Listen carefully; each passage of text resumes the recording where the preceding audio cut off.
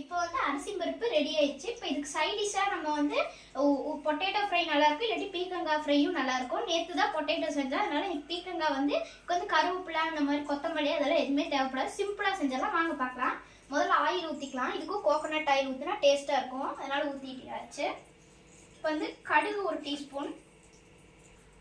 Teaspoon போட்டுக்கலாம். எண்ணெய் நல்லா பொரிஞ்சக்கப்புறம் போட்டு இப்போ கடுகு நல்லா பொரிஞ்சக்கப்புறம் சீரகம் போட்டுக்கலாம். சீரகம் வந்து சும்மா ஒரு 1/4 டீஸ்பூன் அளவுக்கு போட்டுக்கலாம். வந்து நல்லா பொரியட்டும். பொரிஞ்சக்கப்புறம் நம்ம ஆனியன் போட்டுக்கலாம். இப்போ நல்லா பொரிஞ்சிருச்சு, நம்ம ஆனியன் போட்டுக்கலாம். இப்போ வந்து பொரிஞ்சிருச்சு ஃப்ரெண்ட்ஸ் ரெண்டுமே. இப்போ வந்து நம்ம வெங்காயம் சேர்த்திக்கலாம். எப்பவுமே வந்து உங்களுக்கு ஒரு ட்ரிக் சொல்லித்தரேன். வெங்காயம் போட்ட உடனே வந்து பார்த்தீங்கன்னா கொஞ்சமாக சால்ட் போட்டுக்கோங்க. ஏன்னா அப்படின்னா தான் வந்து நல்லா கிறிஸ்பியாக ஒரு ஆனியன்.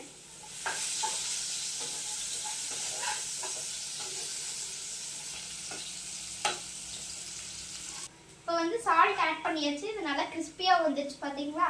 இப்போ வந்து பீக்கங்காய் வந்து நல்லா க்ளீன் பண்ணி தோல் சீவி நல்லா குட்டி குட்டியாக வெட்டி வச்சாச்சு. இதை இப்போ ஆட் பண்ணிக்கலாம்.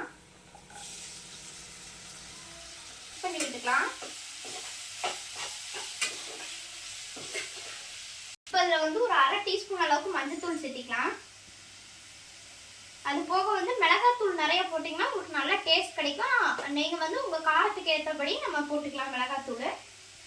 நான் வந்து 1 டீஸ்பூன் அளவுக்கு ஆட் பண்ணியிருக்கேன். இப்போ நல்லா மிக்ஸ் பண்ணிக்கலாம். அவ்வளோதான் ஃப்ரெண்ட்ஸ். இப்போ நம்ம எல்லாமே மிக்ஸ் பண்ணி வச்சாச்சு. இப்போ ஒரு 5 மினிட்ஸ்க்கு வந்து நல்லா க்ளோஸ் பண்ணி வச்சிடலாம். ஆஃப்டர் 5 மினிட்ஸ் இப்போ ஓப்பன் பண்ணிக்கலாம். 5 மினிட்ஸ் ஆச்சு. வாவ், சூப்பராக பார்த்தீங்களா எவ்வளோ சூப்பராக கிறிஸ்பியாக இருக்குன்னு நல்லா. இப்போ அதை நம்ம டேஸ்ட் பண்ணி பார்க்கலாம்.